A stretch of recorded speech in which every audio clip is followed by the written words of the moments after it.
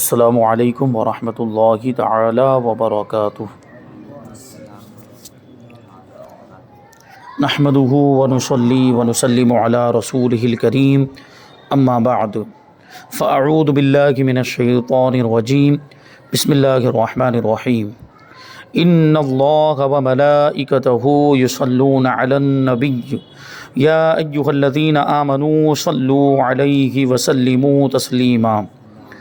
اللہم صلی علی سیدنا و مولانا محمد معدن الجود والکرم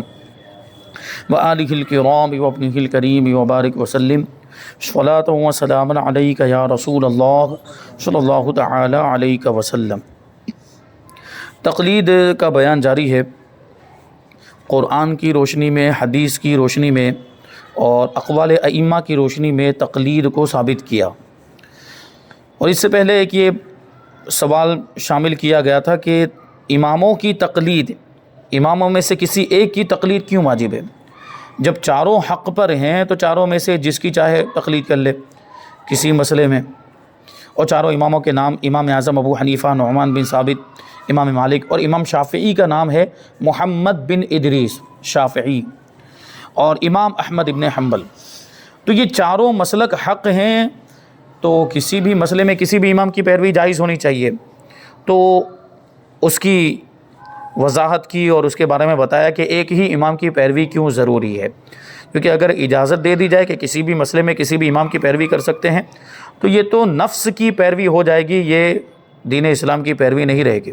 یہ آدمی کو جو اچھا لگے گا وہ اس پر عمل کرنے لگ جائے گا۔ اس کی ایک مثال بھی دی تھی کہ منزل تک پہنچنا ہو تو کسی ایک راستے کو اختیار کرنا پڑتا ہے، وہ مختلف راستے ہوں، ہر راستے پہ تھوڑا تھوڑا چلتا رہے تو اپنی منزل تک نہیں پہنچ پائے گا۔ اچھا، ایک بات یہاں پر اور ذہن میں رکھیں کہ یہ جو بات کہی گئی کہ چاروں امام حق پر ہیں، تو چاروں کیسے حق پر ہو سکتے ہیں؟ ایک کچھ اور کہہ رہے ہیں، ایک کچھ اور کہہ رہے ہیں، اور کبھی کبھی تو ایسے بھی معاملات ہوتے ہیں کہ ایک کسی چیز کو ایک امام جو ہے وہ حلال کہہ رہے ہیں تو دوسرے امام اس کو حرام کہہ رہے ہیں، تو یہ دونوں چیزیں تو بالکل اپوزٹ ہو جاتی ہیں۔ تو پھر یہ کیسے، مطلب دونوں حق پہ کیسے ہو سکتے ہیں؟ حلال والی بات بھی حق ہو جائے اور حرام والی بات بھی حق ہو جائے، یہ کیسے ہو سکتا ہے؟ تو اس کی بنیادی وجہ یہ ہے کہ سارے اماموں نے جو بھی اپنا موقف اختیار کیا ہے تو وہ اپنی طرف سے نہیں، انہوں نے بھی کسی حدیث کو دلیل بنایا ہے، یا قرآن کی کسی آیت کو دلیل بنایا ہے، یا اجماع کو دلیل بنایا۔ صحابہ کرام کا اجماع کسی بات پر ہو گیا تھا، اتفاق ہو گیا تھا سب کا، تو اس کو دلیل بنایا، یا پھر جو ہے کہ قرآن و حدیث کی روشنی میں انہوں نے قیاس کیا۔ قیاس کرنے کا مطلب یہ ہے کہ کوئی ایک مسئلہ اس سے پہلے قرآن سے یا حدیث سے ثابت تھا، اب جو ایک نیا مسئلہ آیا ہے اس کا حکم ڈائریکٹ صراحتاً قرآن مجید کے اندر یا حدیث کے اندر موجود نہیں ہے، تو وہ اس طرح کا مسئلہ تلاش کرتے ہیں کہ اس طرح کا کوئی دوسرا مسئلہ قرآن میں بیان کیا گیا ہو یا حدیث میں بیان کیا گیا ہو۔ پھر اس میں وہ غور و فکر کرتے ہیں کہ وہاں پر وہ جو پہلے والا جو مسئلہ جو قرآن میں ہے یا جو حدیث میں ہے تو اس میں جائز یا ناجائز ہونے کی وجہ کیا ہے؟ وہ مسئلہ یا تو جائز ہوگا یا ناجائز ہوگا، یا حلال ہوگا یا حرام ہوگا، تو اس میں یا فرض ہوگا، واجب ہوگا، یا مکروہ، یا جو بھی چیزیں ہیں، تو اس میں یہ فرض واجب ہونے یا حلال یا حرام ہونے یا جائز یا ناجائز ہونے کی کوئی نہ کوئی دلیل ہوگی۔ تو وہ اس دلیل پر، اس علت پر غور و فکر کرتے ہیں، علت اس میں وجہ کیا ہے اس کے حرام ہونے کی یا حلال ہونے کی، تو پھر وہ نئے والے مسئلے کے اندر غور و فکر کرتے ہیں تو وہ اس نتیجے پر پہنچتے ہیں کہ ہاں وہی وجہ اس میں بھی پائی جا رہی ہے، وہی علت اس میں بھی پائی جا رہی ہے، یعنی یہ مسئلہ اگرچہ صاف طور پر قرآن و حدیث کے اندر نہیں ہے، لیکن جو مسئلہ قرآن و حدیث کے اندر ہے اس میں ہم غور کرتے ہیں تو اس میں جو اس کے حرام ہونے کی، مثال کے طور پر حرام ہونے کی جو علت ہے وہی علت اب اس میں بھی پائی جا رہی ہے، تو اب وہ حرام تو پھر یہ بھی حرام، اس کو کہتے ہیں قیاس۔ تو ائمہ مجتہدین اس طرح جو ہے کہ قیاس بھی کرتے ہیں۔ تو ہمیں اپنے مذہب کے تعلق سے کیا عقیدہ رکھنا چاہیے اور دوسرے اماموں کے مذہب کے تعلق سے کیا عقیدہ رکھنا چاہیے، یہ بھی بنیادی چیز ہے۔ تو اس کے بارے میں علماء فرماتے ہیں کہ ہمیں یہ عقیدہ رکھنا چاہیے کہ ہمارا جو مذہب اور مسلک ہے وہ صحیح ہے اور خطا کا امکان ہے، خطا کا احتمال ہے، کیونکہ حدیثیں ہر طرح کی موجود ہیں، تو ہم یہ عقیدہ رکھیں گے کہ ہمارا جو مسلک ہے وہ صحیح ہے اور خطا کا یعنی غلط ہونے کا احتمال ہے، ممکن ہے کہ خطا غلط بھی ہو سکتا ہے۔ اور دوسرے اماموں کے مذہب کے بارے میں ہم کیا عقیدہ رکھیں گے کہ غلط ہے لیکن صحیح ہونے کا احتمال ہے۔ تو اس اعتبار سے یہ بنیادی چیزیں کچھ بیان کی گئی تھی۔ اب آگے سوال ہے کہ اگر تقلید ضروری ہے تو صحابہ کرام رضی اللہ عنہم کے زمانے میں تقلید کیوں نہیں ہوئی؟ صحابہ نے کیوں تقلید نہیں کی؟ صحابہ آپس میں ایک دوسرے کی بھی تقلید کر سکتے تھے، یہ بھی تو سوال ہے۔ تو سب سے پہلا اس کا جو جواب ہوتا یہی ہے کہ صحابہ کرام حضور پاک صلی اللہ علیہ وسلم کی ظاہری زندگی میں ڈائریکٹ جا کے حضور سے پوچھ لیتے، تو ابھی کسی اور سے پوچھنے کی ضرورت یا کسی اور کے قول پر عمل کرنے کی ضرورت ہی نہیں ہے۔ حضور پاک صلی اللہ علیہ وسلم جب ظاہری طور پر دنیا میں تشریف فرمائے تو ان کے علاوہ کسی اور کے پاس کیوں جائے؟ سمندر موجود ہے تو ندی کے پاس کیوں جائے یا دریا کے پاس کیوں جائے؟ تو وہ سیدھے صحابہ کرام حضور پاک صلی اللہ علیہ وسلم کی بارگاہ میں کوئی بھی الجھن، کوئی بھی مسئلہ پیش آتا تو حضور سے پوچھ لیتے۔ حضور کے ظاہری طور پر دنیا میں رہتے ہوئے تقلید کی ضرورت ہی نہیں تھی۔ تو یہ ہو گیا۔ اچھا، اب یہ سوال آئے گا کہ جب حضور ظاہری طور پر دنیا سے تشریف لے گئے، اس کے بعد بھی تو بہت سارے صحابہ کرام موجود تھے، ایک عرصے تک موجود رہے، غالباً 110 ہجری تک، 110 ہجری میں آخری صحابی کا انتقال ہوا ہے، تو وہاں تک یہ صحابہ کرام کا زمانہ، تو اس میں کیوں تقلید نہیں ہوئی؟ پھر یہ تابعین کی تقلید کی جا رہی ہے، تبع تابعین کی، اور ان کے بھی بعد والے اماموں کی تقلید کی جا رہی ہے، کیوں ایسا؟ اس کا جواب کہتے ہیں صحابہ کرام رضی اللہ عنہم حضور صلی اللہ علیہ وسلم کی ظاہری زندگی میں درپیش مسائل سے متعلق نبی کریم صلی اللہ علیہ وسلم سے اس کا حکم پوچھ لیا کرتے تھے، حضور سے ڈائریکٹ جا کے معلوم کر لیتے تھے، اور بسا اوقات یعنی اکثر و بیشتر جب آپ صلی اللہ علیہ وسلم سے سوال کرنا ممکن نہ ہوتا تو صحابہ کرام رضی اللہ عنہم اجتہاد کر کے حکم شرعی پر عمل فرماتے تھے۔ اچھا، یہ بھی تو ہے کہ اگرچہ حضور پاک صلی اللہ علیہ وسلم ظاہری طور پر دنیا میں تشریف فرما ہے، لیکن یہ ہو سکتا ہے کہ کوئی صحابی کسی دوسرے علاقے میں چلا گیا، کوئی صحابی کسی دوسرے ملک میں چلے گئے، تو اب ظاہر سی بات ہے وہاں پر تو وہ حضور سے پوچھ نہیں سکتے، کیونکہ وہ پرانے زمانے میں یہ ٹیلی فون، موبائل وغیرہ تو کچھ تھا نہیں، تو کیسے معلوم کیا؟ وہ اتنی دور دوسرے ملک میں، وہاں سے ایک مسئلے کے لیے سفر کرنا اور ایک مسئلے کے لیے اتنی دور آنا بھی بڑا یہ مشکل کام تھا، تو وہ اجتہاد کرتے تھے۔ پھر وہ صحابہ کرام اجتہاد کرتے تھے، یعنی قرآن و حدیث کی روشنی میں، یا تو قرآن میں مل جاتا یا حدیث میں مل جاتا تو اس پہ عمل کر لیتے، اگر قرآن و حدیث میں نہیں ملتا تو قرآن و حدیث کے اصول اور قوانین کی روشنی میں وہ غور و فکر کرتے کہ قرآن و حدیث میں اس طرح کے اور بھی مسائل ہیں، تو وہاں ناجائز کہا گیا تو پھر یہ مسئلہ بھی ناجائز ہونا چاہیے، وہاں جائز کہا گیا تو پھر اس کو بھی جائز ہونا چاہیے، اس طرح وہ اجتہاد کرتے تھے۔ اجتہاد کی اصل مشہور حدیث شریف ہے کہ حضرت معاذ ابن جبل رضی اللہ تعالیٰ عنہ سے مروی ہے کہ رسول اللہ صلی اللہ علیہ وسلم نے جب انہیں یمن بھیجا، اب یہ دیکھیں یمن یہ دور ہے، ملک عرب سے دور ہے، وہاں بھیجا تو فرمایا جب تمہیں کوئی مسئلہ درپیش ہو تو کس طرح فیصلہ کرو گے؟ تو حضرت معاذ ابن جبل رضی اللہ تعالیٰ عنہ نے عرض کیا کہ اللہ کی کتاب سے فیصلہ کروں گا، یعنی کوئی مسئلہ میرے سامنے آئے گا تو میں اسے پہلے اللہ کی کتاب میں ڈھونڈوں گا، اللہ کی کتاب مطلب قرآن مجید میں ڈھونڈوں گا، اور قرآن مجید میں مل جائے گا تو اس کے مطابق فیصلہ کر دوں گا کہ یہ جائز ہے، ناجائز ہے، حلال ہے، حرام ہے، فرض ہے، واجب ہے، مستحب ہے، سنت ہے، کیا ہے، وہ میں ان کو بتا دوں گا۔ تو حضور نے فرمایا کہ اگر تم کو اللہ کی کتاب میں مسئلہ نہ ملے تو، اگر تم اللہ کی کتاب میں وہ مسئلہ نہ پاؤ تو عرض کیا تو رسول اللہ صلی اللہ علیہ وسلم کی سنت سے فیصلہ کروں گا، یعنی حضور کی حدیثوں میں تلاش کروں گا، معمول بھی حدیثیں جن پر عمل کرنے کی اجازت ان کو سنت کہا جاتا ہے، تو ان میں غور و فکر کروں گا اور حدیثوں کو دیکھوں گا کہ کسی حدیث میں یہ مسئلہ بیان ہوا ہے کہ نہیں ہوا، اگر وہ حدیث کے اندر مسئلہ ہوگا تو اس کے مطابق میں بتا دوں گا سامنے والوں کو اور فیصلہ کر دوں گا۔ تو حضور نے فرمایا کہ اگر تم کو رسول اللہ صلی اللہ علیہ وسلم کی سنت میں بھی وہ مسئلہ نہ ملے، اگر تم سنت رسول اللہ میں بھی وہ مسئلہ نہ پاؤ تو حضرت معاذ ابن جبل نے عرض کیا کہ اپنی رائے سے قیاس کروں گا، اپنی رائے سے غور و فکر کروں گا، یعنی مجھے جو اللہ تبارک و تعالیٰ نے علم عطا فرمایا، قرآن و حدیث کا علم عطا فرمایا، حضرت معاذ ابن جبل کہتے ہیں کہ قرآن و حدیث کے اصول اور قوانین میں غور و فکر کروں گا اور کوتاہی نہیں کروں گا، یعنی یہ غور و فکر کرنے میں کوئی کوتاہی، کوئی کمی نہیں کروں گا۔ فرماتے ہیں تب رسول اللہ صلی اللہ علیہ وسلم نے ان کے سینے پر ہاتھ مارا، تھپکی دی اور فرمایا شکر ہے اس کا جس نے رسول اللہ کے رسول یعنی قاصد کو اس کی توفیق دی جس سے رسول اللہ راضی ہیں۔ اس سے کیا پتہ چلا کہ حضور پاک صلی اللہ علیہ وسلم بھی اس سے راضی ہیں،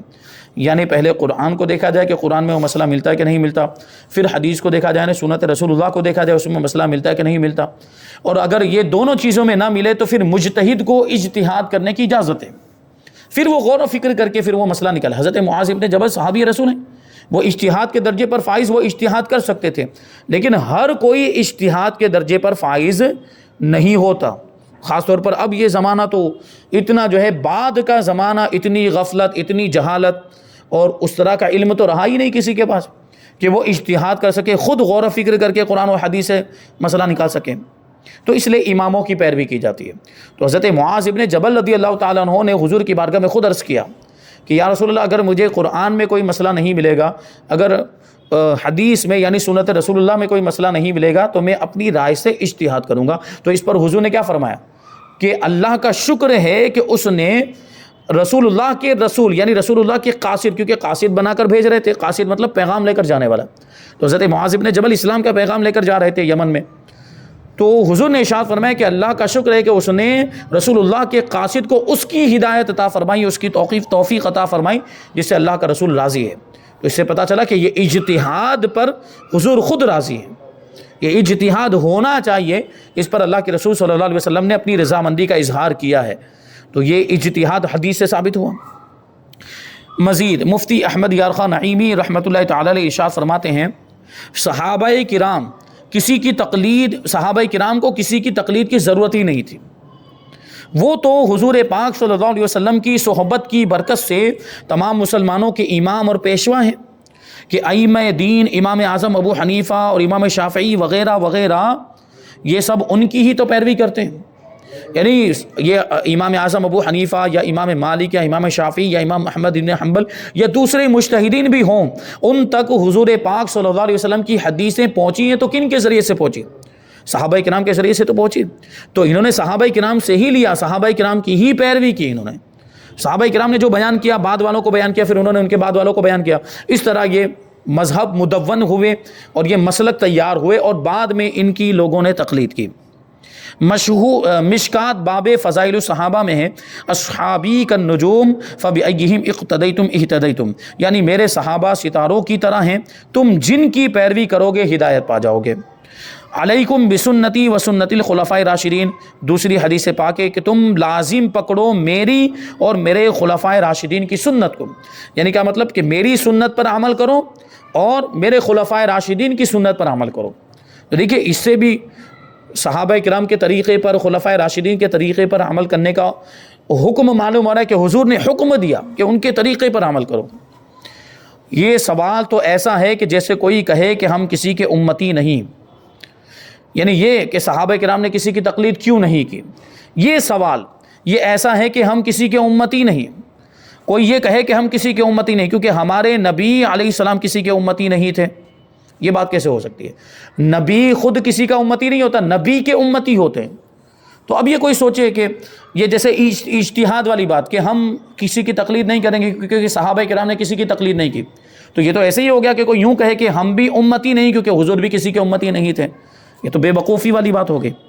تو امتی نہ ہونا سنت رسول اللہ کو یہ کہے کہ امتی نہ ہونا تو حضور کی سنت ہے، تو ہم بھی امتی نہیں حضور کی سنت پر عمل کرتے ہوئے،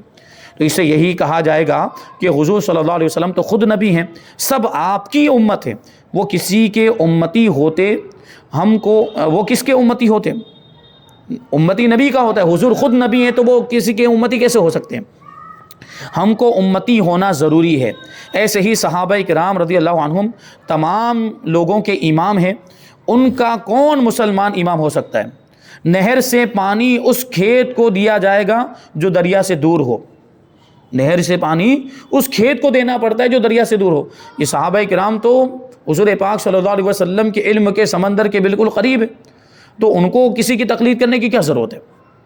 جب حضور سے خود انہوں نے استفادہ کیا، حضور کی بارگاہ سے خود علم حاصل کیا، حدیثیں سنی ہیں، تو ان کی لوگ پیروی کریں، یہ کسی کی پیروی کیوں کریں؟ تو یہ بات ہے۔ کہتے ہیں مکبرین کی آواز پر وہی نماز پڑھے گا جو امام سے دور ہو۔ مکبر مطلب وہ بیچ میں تکبیر کہتے ہیں نماز میں، ابھی تو جیسے مائک وغیرہ کے مسائل ہیں، لیکن جہاں پر مائک نہ ہو تو مکبر رکھا جاتا ہے، وہ امام کی آواز کو پہنچاتا ہے۔ ابھی جس تک امام کی آواز پہنچ ہی رہی ہے اس کو مکبر کی ضرورت ہے نہیں، مکبر کی ضرورت وہاں پڑے گی جہاں امام کی آواز نہیں پہنچ رہی۔ وہی ہے کہ مکبرین کی آواز پر وہی نماز پڑھے گا جو امام سے دور ہو۔ لبے دریا کے کھیتوں کو نہر کی ضرورت نہیں ہوتی، یعنی دریا کے کنارے پر جو کھیت ہیں دریا کا پانی ڈائریکٹ پہنچ جاتا ہے، پھر اس کے لیے نہر بنانے کی ضرورت نہیں پڑتی۔ نہر بنا کر دریا کا پانی پہنچانے کی ضرورت وہاں پڑتی ہے جو کھیت دور ہو، تو وہ نہر بناتے ہیں زمین کو کھود کر تاکہ دریا کا پانی وہاں تک پہنچ جائے، لیکن جو دریا کے کنارے پر کھیت ہیں اس کو نہر کی ضرورت نہیں۔ صف اول پہلی صف کے مقتدیوں کو مکبرین کی ضرورت نہیں.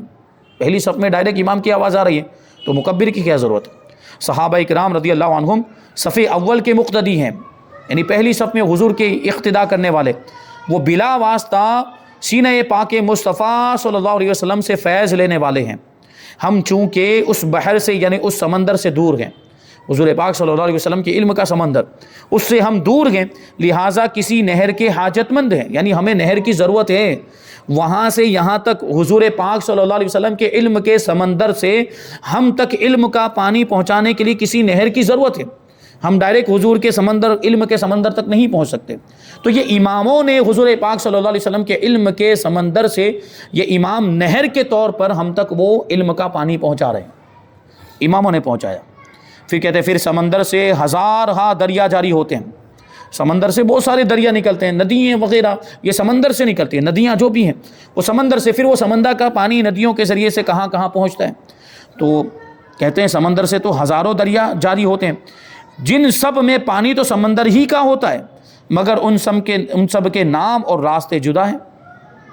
جیسے دریا سے، وہ سمندر سے بہت ساری نہریں نکلی، بہت سارے دریا نکلے، بہت ساری ندیاں نکلی، تو ندیوں کے الگ الگ نام ہو گئے. تو کسی کو گنگا کہا جاتا ہے، کسی کو جمنا کہا جاتا ہے، کسی کو تاپتی کہا جاتا ہے. تو یہ نکلا تو سمندر میں سے ہی ہے لیکن نام بدل گیا. ایسے ہی حضور پاک صلی اللہ علیہ وسلم آب رحمت کے سمندر ہیں، رحمت کے پانی کے سمندر ہیں. اس سینے میں سے جو نہر امام اعظم ابو حنیفہ کے سینے سے ہوتی ہوئی آئی اسے حنفی کہا گیا. جو امام مالک رضی اللہ تعالیٰ عنہ کے سینے سے ہوتی ہوئی آئی وہ مذہب مالکی کہلایا. اسی طرح امام شافعی رضی اللہ تعالیٰ عنہ کی ذات سے جو نہر ہوتی ہوئی آئی اس کو شافعی کہا گیا. اور امام احمد ابن حنبل سے ہوتی ہوئی جو نہر آئی اس کو پھر حنبلی کہا گیا. پانی سب کا ایک ہی ہے مگر نام جدا گا نا، کیونکہ پانی وہیں سے آ رہا ہے. حضور پاک صلی اللہ علیہ وسلم کا وہ رحمت کا جو سمندر ہے، رحمت کے پانی کا جو سمندر، وہیں سے یہ رحمت کا پانی آ رہا ہے. بس ان اماموں نے نہر بنا کر ہم تک وہ پہنچایا، تو نام الگ الگ ہو گیا. اور ان نہروں کی ہمیں ضرورت پڑی، نہ کہ صحابہ کرام کو، کیونکہ صحابہ کرام تو سمندر کے کنارے پر تھے حضور کی بارگاہ میں، ان کو کیا ضرورت. ہم دور ہیں تو ہمیں نہر کے ذریعے وہ آب رحمت پہنچانے کی ضرورت تھی، تو اماموں نے ہم تک وہ آب رحمت پہنچایا. جیسے حدیث کی اسناد یہ ہمارے لیے ہے، صحابہ کرام کے لیے نہیں. حدیث کی جو سند ہوتی ہے، حدیث کی جو سند ہوتی ہے کہ امام بخاری نے اپنے استاد سے روایت کی، ان کے استاد نے ان کے استاد سے روایت کی، انہوں نے کسی تابعی سے، انہوں نے کسی صحابی سے روایت کی، یہ حدیث کی روایت اس طرح آتی ہے. تو یہ بعد والوں کو ضرورت، صحابہ کو کیا ضرورت؟ صحابہ نے تو ڈائریکٹ حضور سے حدیث کو سنا ہے، حضور پاک صلی اللہ علیہ وسلم کے دہن مبارک سے خود حدیث کو سنا. تو ان کو کیا ضرورت کہ بیچ میں سند بیان کریں؟ سند تو بعد والے لوگ بیان کریں گے. وہ صحابی نے بعد میں تابعی کو بیان کیا ہوگا، تابعی نے تبع تابعی کو بیان کیا ہوگا، تبع تابعی نے اپنے بعد والوں کو بیان کیا ہوگا. تو ان کے بعد والے پھر یہ اس طرح جو ہے سلسلہ بیان کرتے ہیں کہ ہم سے فلاں نے بیان کیا، انہوں نے فلاں تبع تابعی سے روایت کی، انہوں نے فلاں تابعی سے روایت کی، اور انہوں نے فلاں صحابی سے روایت کی. اور وہ فلاں صحابی کہتے ہیں کہ اللہ کے رسول صلی اللہ علیہ وسلم نے ایسا فرمایا، یا فلاں صحابی کہتے ہیں کہ میں نے رسول اللہ صلی اللہ علیہ وسلم کو فرماتے ہوئے سنا، کیونکہ وہ تو حضور کے سامنے موجود تھے. تو ان کو سند کی ضرورت ہی نہیں ہے، بلکہ صحابہ کرام تو صحابی کا جہاں پر نام آ جائے تو وہیں پر بات ختم ہو جاتی. بعد میں سند کے اندر بعد کے جو راوی ہوتے ہیں ان پر کلام بھی کیا جاتا ہے. صحابی سے کسی تابعی نے یا تبع تابعی نے یا ان کے بعد والوں نے روایت کیا تو ان پر کلام کیا جاتا ہے کہ وہ راوی معتبر بھی ہے کہ نہیں، وہ راوی کس درجے کے ہیں، وہ راوی قابل اعتماد ہے بھی کہ نہیں، وہ راوی ثقہ ہے بھی کہ نہیں، وہ متہم بالکذب تو نہیں، ان پر جھوٹ کی تہمت تو نہیں لگی ہے، یا دوسرا کوئی معاملہ تو نہیں ہے. اور بعد کے راویوں کی وجہ سے کبھی کبھی حدیث ضعیف ہو جاتی ہے، لیکن وہ مروی تو صحابی سے ہی ہوتی ہے. صحابی کے بارے میں کلام نہیں کیا جاتا کہ صحابی معتبر ہے کہ نہیں، کیونکہ سارے صحابہ ہی معتبر ہیں. صحابی کا جہاں نام آ جائے تو پھر تو وہاں کوئی کلام نہیں، کیونکہ اللہ کے رسول نے خود ارشاد فرما دیا کہ میرے صحابہ یہ تمام کے تمام یہ عدل والے ہیں، سارے صحابہ عادل ہیں، ان میں سے کوئی بھی فاسق نہیں ہے، کوئی بھی گنہگار نہیں ہے، اور سب قابل اعتماد ہیں، سب بھروسے کے لائق ہیں، سب ثقہ ہیں. بعد کے راویوں پر کلام ہو سکتا ہے لیکن صحابہ پہ کلام نہیں ہو سکتا. تو یہ صحابہ کرام کی شان ہے کہ اللہ کے رسول صلی اللہ علیہ وسلم کے سر چشمہ رحمت سے انہوں نے براہ راست فیض حاصل کیا ہے. ہمیں ضرورت تھی کیونکہ ہم حضور پاک صلی اللہ علیہ وسلم کے زمانے کے بہت بعد میں ہیں، تو ہم ڈائریکٹ اس سمندر سے فائدہ حاصل نہیں کر سکتے، تو اس لیے نہر کے ذریعے سے، شافعی نہر کے ذریعے، حنفی نہر کے ذریعے، یا مالکی نہر کے ذریعے، یا جو کہہ لیجئے کہ حنبلی نہر کے ذریعے یہ حضور پاک صلی اللہ علیہ وسلم کے رحمت کے سمندر کا پانی پوری دنیا کے اندر پہنچائے۔ آگے سوال ہے کہ چاروں ائمہ کے علاوہ کسی اور امام کی تقلید اب کیوں نہیں ہو سکتی؟ چاروں امام ہی کی تقلید کیوں ہو رہی ہے؟ ان کے علاوہ بھی تو بہت سارے مجتہدین تھے، ان کی تقلید کیوں نہیں ہوتی؟ جواب، چاروں ائمہ میں سے کسی ایک امام کا مقلد ہونا ضروری ہے، کیونکہ اب حق انہی چاروں میں منحصر ہے، کیونکہ ان ائمہ اربعہ کے اقوال ہی صحیح اسناد کے ساتھ مروی ہیں، یعنی بعد میں ان کے شاگردوں نے ان کی باتوں کو، ان کے اقوال کو، ان کے بتائے ہوئے احکام و مسائل کو بالکل جمع کر کے رکھا اور بالکل بھروسے کے ساتھ اس کو محفوظ کر کے رکھا، اور صرف ان کے مذاہب ہی منقع ہوئے، یعنی ان کی جانچ ہوئی کہ واقعی یہ امام اعظم کا مذہب ہے، کیا واقعی امام اعظم نے یہ فرمایا، یا کیا واقعی امام شافعی نے یہ فرمایا۔ بعد میں ان کے شاگردوں نے اس طرح جو ہے کہ اس کو محفوظ کیا، جبکہ سلف میں، بزرگان دین میں ائمہ اربعہ کے علاوہ دیگر مجتہدین کے اقوال نہ تو اسناد صحیح کے ساتھ مروی ہیں، نہ کتب مشہورہ میں جمعیت کے ساتھ مدون ہیں، یعنی دوسرے جو ائمہ مجتہدین ہیں ان کے مذہب و مسلک کو، ان کے اقوال کو اس طرح محفوظ نہیں کیا گیا جس طرح چار اماموں کے مذہب کو ان کے شاگردوں نے محفوظ کیا، بعد میں کتابوں کے اندر اس کو لکھ کر محفوظ کر دیا گیا تو وہ ہم تک پہنچے۔ جبکہ دوسرے مجتہدین کے مذہب کا معاملہ یہ ہے کہ بعد میں ان کو کسی نے محفوظ نہیں کیا، ان کے مذہب کو، ان کے بتائے ہوئے احکام کو، یا جو ہے کہ ان کے اقوال کو بعد میں محفوظ نہیں کیا جا سکا، وہ محفوظ نہیں رہ سکے، مدون نہیں، ایک جگہ پر جمع نہیں ہو پائے۔ اس لیے جب، اب ظاہر سی بات ہے، کسی بھی امام کی پیروی کرنے کے لیے ان کی باتیں معلوم ہونی چاہیے، ان کا مذہب معلوم ہونا چاہیے۔ اب وہ محفوظ ہی نہیں تو معلوم کیسے ہو پائے گا؟ اور جب معلوم نہیں تو اس پر عمل کیسے ہو پائے گا؟ اور چاروں امام کا مسلک محفوظ ہے، معلوم بھی ہے، اس وجہ سے ان پر عمل کرنا ممکن ہے، اسی وجہ سے چاروں امام کی تقلید کی جاتی ہے اور کسی دوسرے امام کی تقلید نہیں کی جاتی۔ تو باقی اماموں کے جو مذاہب تھے کتب مشہورہ میں مدون بھی نہیں ہے کہ ان پر اعتماد صحیح ہو، اور نہ ہی ان کے مذاہب منقع ہیں، اسی وجہ سے صرف ائمہ اربعہ یعنی چاروں امام ہی کے مذاہب لائق اعتماد اور قابل عمل ہیں، چاروں امام ہی کی پیروی کی جا سکتی ہے۔ جیسے کہ علامہ سید احمد مصری تحتاوی رحمۃ اللہ تعالیٰ نے لکھتے ہیں، ھذہ طائفۃ ناجیہ قد اجتمعت اليوم فی مذاہب اربعۃ وهم الحنفیون والمالکیون والشافعیون والحنبلیون رحمهم اللہ، ومن كان خارجا عن هذه الاربعه في هذا الزمان فهو من اهل البدعه والنار، یعنی اہل سنت کا گروہ ہے ناجی، نجات پانے والا گروہ، اہل سنت کا جو گروہ ہے وہ نجات پانے والا جنتی گروہ ہے۔ فرماتے ہیں کہ اہل سنت کا گروہ ہے ناجی، اب چار مذہب میں مجتمع، یعنی چار مذہب میں جمع ہو گیا، اور وہ حنفی، مالکی، شافعی اور حنبلی ہیں، ان سب پر اللہ پاک کی رحمت ہو۔ آج کے دور میں جو ان چار مذہبوں سے خارج ہو، یعنی پانچواں کوئی مذہب اختیار کر لے، تو وہ بدعتی ہے اور جہنمی ہے۔ یہاں پر تقلید کی بحث مکمل ہو گئی، اور اس کے بعد ہے پیری مریدی کی شرعی حیثیت۔ انشاءاللہ یہ بیعت یعنی مرید بننا کیسا ہے، اس کے احکام اور اس کے کیا فوائد ہیں، انشاءاللہ وہ ساری باتیں ہم آئندہ درس میں شامل کریں گے۔ اللہ تبارک و تعالیٰ کی بارگاہ میں دعا ہے کہ جو کچھ بھی بیان ہوا اس پر ہم سب کو عمل کرنے کی توفیق عطا فرمائے۔ وما علینا الا البلاغ۔ السلام علیکم۔